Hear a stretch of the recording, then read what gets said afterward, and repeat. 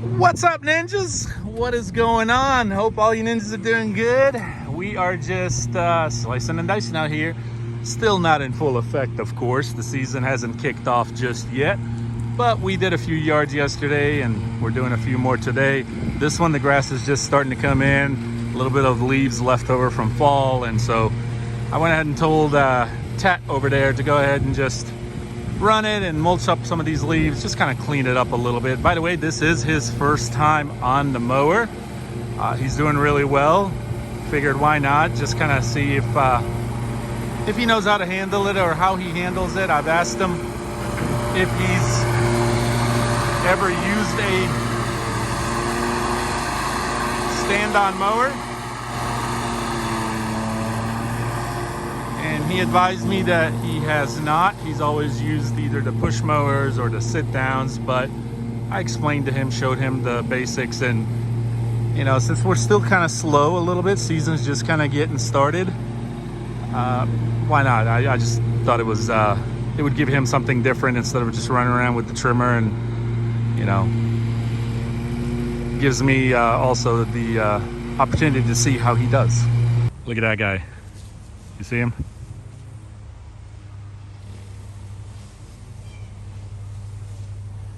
He's doing a little weed whipping with a curved shaft with a battery powered ninjas. That's right. I was gonna tell you, I was just at the Ninja gas station. The Ninja gas station, right? You ninjas know. And I went in there and talked to the guys.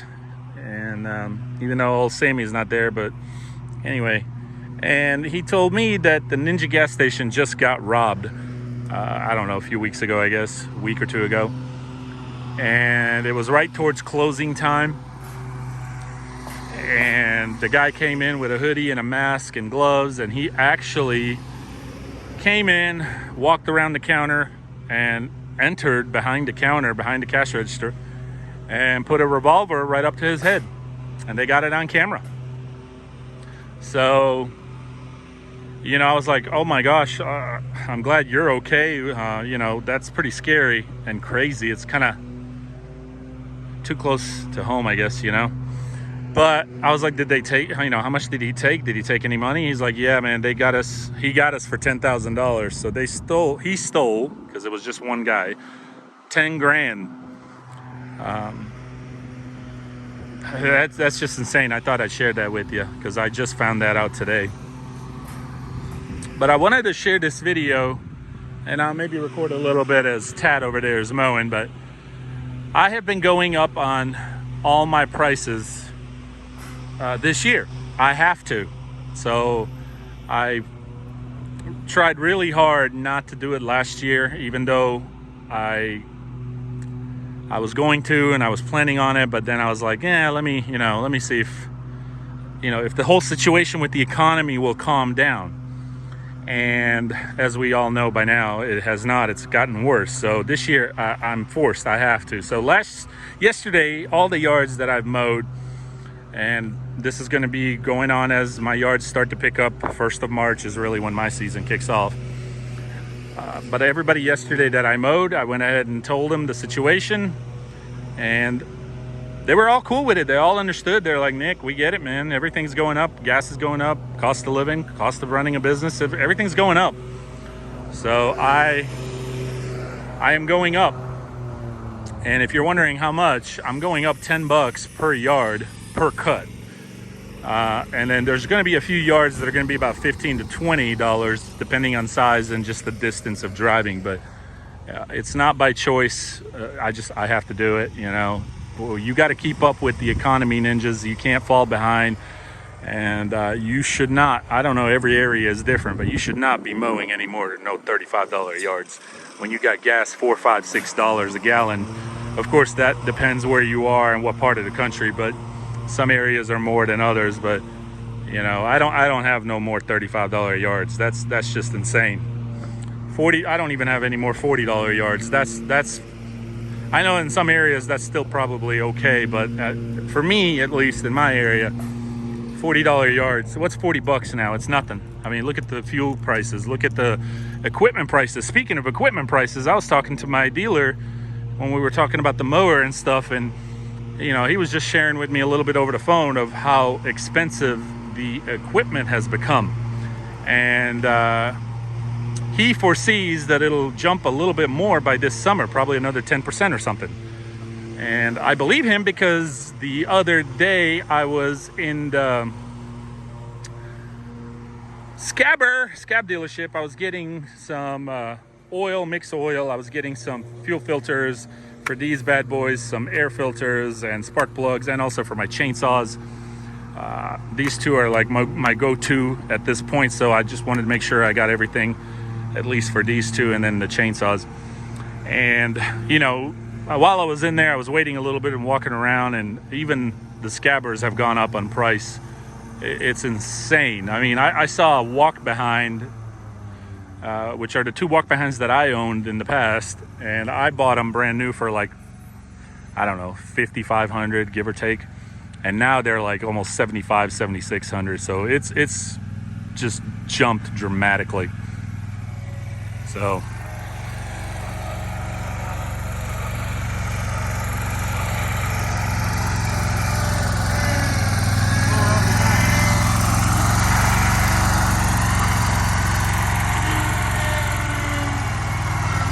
hey, so that way.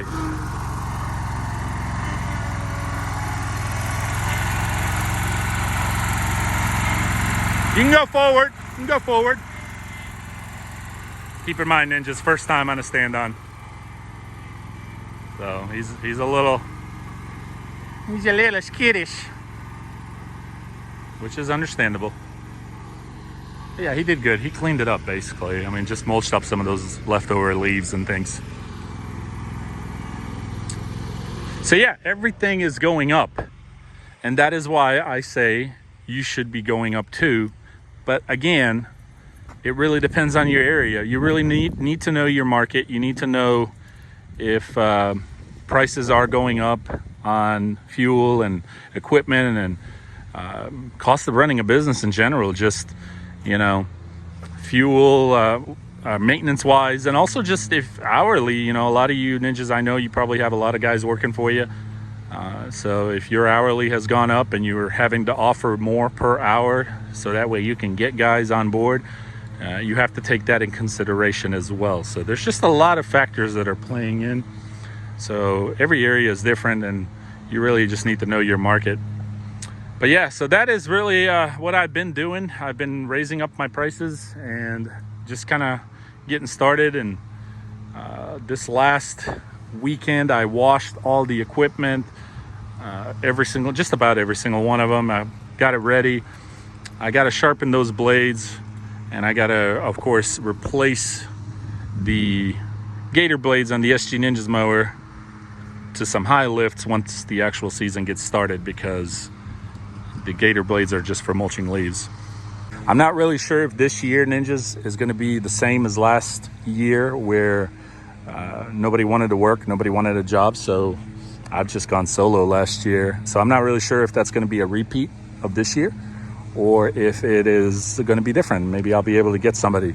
And you're probably wondering, but Nick, what are you talking about? You got Tat over there. Well, Tat, I never really gave you the insight on this situation. By the way, if you guys noticed, the other guy's not with me. That's because he was just helping me a little bit here and there. He's actually a neighbor to one of my clients. And he was like, hey, you know, it was around Christmas time, and he's like, I need some money. I don't have a job. You know, do you need some help? And I'm like, sure. And so he was able just to help us out for a little bit, but he finally got a job, I think, at Amazon. And so it's all good. I appreciate his help for the time being. But Tat is from another lawn care company.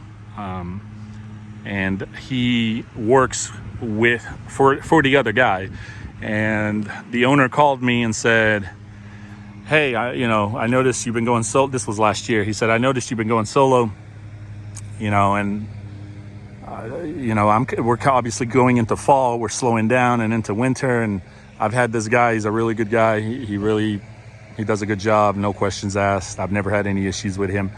But I can't really keep him busy all winter, fall, winter. And he's like, if you want or if you need the help, I'm happy to send him your way, and he's happy to do it because, you know, to get the hours and to help you out. And I was like, hey man, absolutely, thank you. And so Tat's been working out really well. There's a day or two during the week that he is working with him, and then he'll come back over here and work with me. I talked to the owner and I said, hey, how's that going to work out when we go into the season? And he said, well, maybe, you know, I'll be able to use them for a few days. And if you can't find anybody at that point still, then maybe I can send him your way a few days.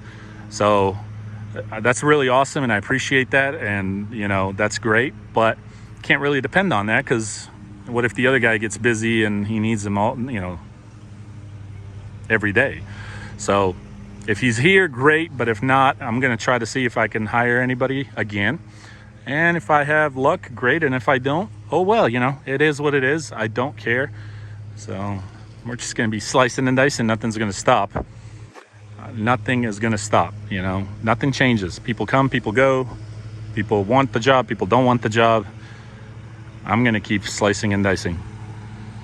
So we'll see how the year obviously ends up turning out. Maybe I'll come across somebody decent, and maybe not.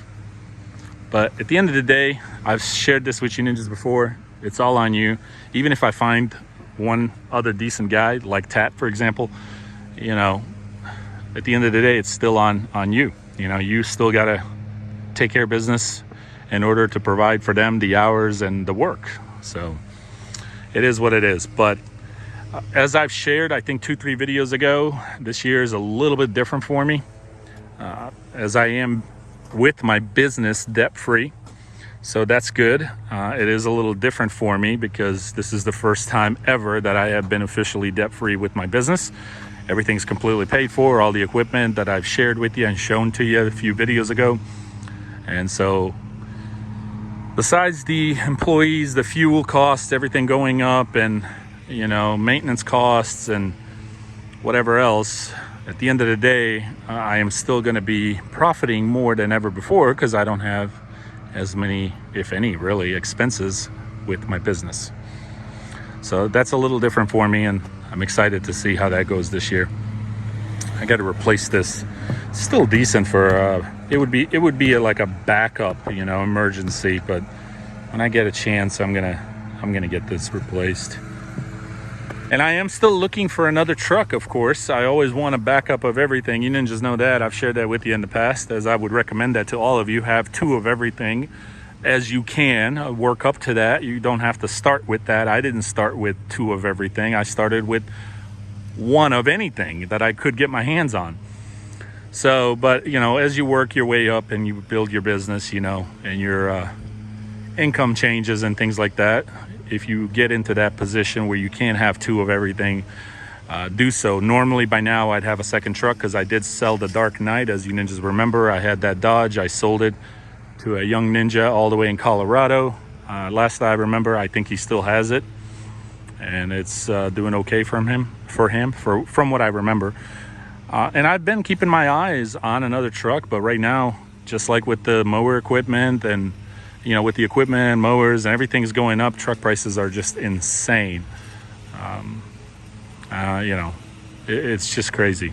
So one last thing I want to cover with you ninjas, and then I'm going to go ahead and blow off here and call it quits, is I think we all, and I was talking to a ninja earlier about this on Instagram, I think we all get caught up in the whole, and I'm guilty of it too, I've done it myself. We all get caught up in the whole get more clients, get more clients, get more clients. And then you realize you can't find any help, or you got crappy help. And then you're just like stuck, right? Then you either are having to drop clients, or you can't get to all of them. You know, all kinds of things can occur. And I think we all fall into that mentality of get more clients, get more clients. And what I've come to realize, especially, I've realized a lot of things this last year that I've worked solo. And I can make a whole series of videos on just some of the things I've learned from going to a multiple crew, from 2 crews to 1 crew, full truck, and then down to just solo last year. And that has a lot to do with the situation that's going on around the economy and around the world. But one of the things I'll share with you right now that I've come to realize is, to me at least, it's not anymore about get more clients. It's about get the good clients, the ones that totally understand and are willing to pay because they understand the situation around the world and also just understand the running a business. And also just offering more services to the clients that you do have instead of trying to hunt for more clients. You know, you can at that point make same amount of money, if not more money, if you just offered more services to the clients you have instead of just hunting for more clients out there. So those are the things that, I guess he's done. Those are the things that I have learned, or some of the things that I have learned. And I think and so far it's worked out for me. You know, I'm offering more services to my clients. Of course, my prices are going up just because of the situation that's going on. But, you know, I think if we all did that, I think we'd be better off instead of the whole mentality, more clients. Also, don't be afraid to change prices on your customers if you have to, if you're in the situation like I am. Let me help them out.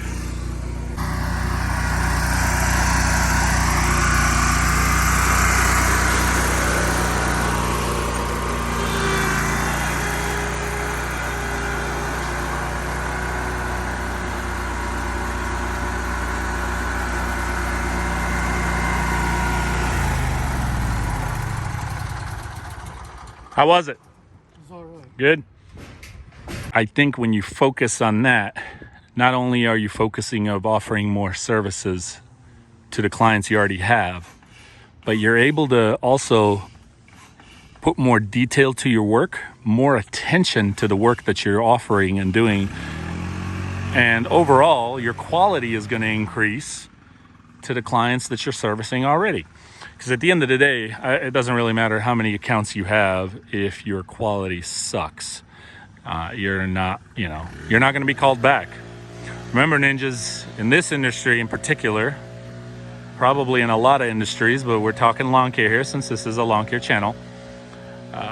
You can fool anybody one time, but you do a poor quality job, they're most likely not going to call you back, or they'll say, we're doing it ourselves, or they'll go a different route. So when you get a call from a client and it's a first time cut, you really have only that one chance, one opportunity to show to that customer of what your business and you are all about. So it's really important just to do a really good job. And then once you show that to them the first time, make sure you stay with that level of quality. You don't just do it one time just to get the job, because if your quality goes down, believe me, it will be noticed. So I think if we go from chasing more accounts to just offering more services to the accounts that we already have, and bringing up our quality, dedicating more time, because you're not rushing, you don't have 100 million other accounts you got to get to. I think it's a win-win for the customer, and it's a win-win for you. And like I said, offering more people, when they see you do a good job, they're more likely to spend more money with you, because they see that you care about your work, you care about your business, you care about your name, and you care about them and their property. And if I was a customer, if I saw somebody doing, acting like that and doing stuff like that around my property, then I would be willing to spend even more money with them, because it just shows me that they are, really committed to me and my property and whatever job it is. But so that's one of the things I've learned. And like I said, I've learned a lot of things going solo this last year. And, I could make a series of videos on things. I probably will. I'll share sometimes down the road as the season starts. I'll share with you some of the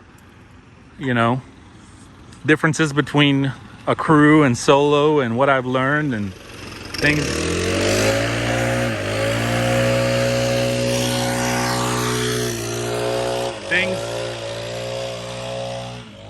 that I have